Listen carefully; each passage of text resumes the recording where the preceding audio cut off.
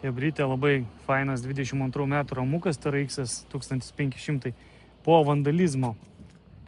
Parsiduoda draudimo, sausio 22 bus aukcionas ir 32 000 mylių turi nuvažiavęs. Tokia juoda spalva, bet aš jums parodys, šitas yra 6.2 Supercharge 700 arklių. Vandalizmas atrodo taip, subraižyta, su raktu matyt visą mašiną yra praeita. Galite atloto numeriuką pasižiūrėti.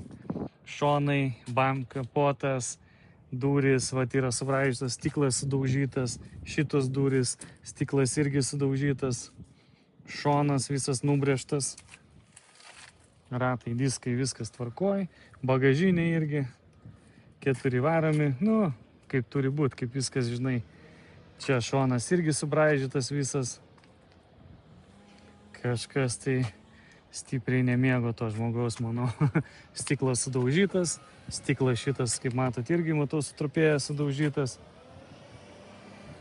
Šitas šonas irgi, nubraižytas visas, ant kapotų irgi.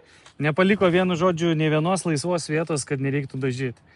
Tai realiai visą mašiną dažyti, panorama sudaužyta, liukas ir stiklus visus reikia keisti, bet žiūrėkit, Alcantara.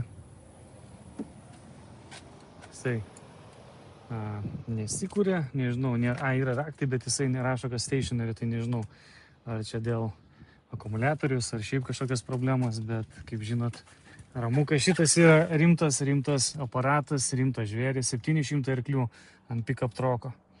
Virš 700, man atrodo, netgi yra. Pabandom užvesti, nėra visai gyvybės jokios. Panorama matau kabo. Turbūt vandens arba stiklas yra, tai nežinau.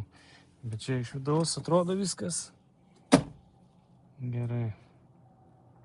Plevelės net žmogus nenusėmęs, bet 32 000 mylių nuvažiuota, tai jau kaip ir reikėtų. Pažiūrėkit, stiklai pabyrė, visi langai išdaužyti. Tas irgi sutrupėjęs. Na, čia kažkas stipriai pakenkti jam norėjo.